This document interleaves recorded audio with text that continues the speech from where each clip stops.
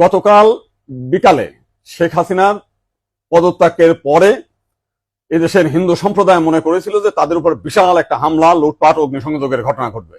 কিন্তু গতকাল বিকালেই বিএনপি এবং জামাতের নেতারা তাদের নেতৃবৃন্দকে হিন্দুদের বাড়িতে হামলা, লুটপাট, অগ্নিসংযোগ যাতে না হয় এবং প্রত্যেক মন্দিরে যাতে পাহারা দেয় সেই ব্যবস্থা করার নির্দেশ দেয়। এবং গতকাল থেকে আমরা দেখেছি সেই পাহারা দিয়েছে। সাধারণভাবে হিন্দুদের উপরে বড় কোনো মন্দিরে কোনো হামলার ঘটনা ঘটে নাই। কিছু আওয়ামী লীগের হিন্দু নেতা আছে যারা বিভিন্ন সময় লম্পঝম্প করেছিল, তাদের বাড়িতে, শুধু হিন্দু বাড়ি না, মুসলিম আওয়ামী লীগ নেতাদের বাড়িতে হামলা হয়েছে, লুটপাট হয়েছে এবং সামান্য কিছু সুযোগ সন্ধানী এলাকা ভিত্তিক তারা কিছু সামান্য মন্দিরে হামলা করেছে, সেটা ব্যাপক বিষয় না। কিন্তু আমরা দেখলাম যে ভারতের রিপাবলিক এইটাকে নিয়ে ব্যাপকভাবে রিউমার ছড়াচ্ছে, নানান কিছু মিলে উদ্ভট কথাবার্তা বলছে। এবং আজকে দেখলাম শেখ হাসিনার নিয়ে তারা কাহিনী তৈরি করছে, বঙ্গবন্ধুর স্ট্যাচু মানে ভাঙছে, সেটা নিয়ে তারা খুব দুঃখে সাগরে ভাসছে।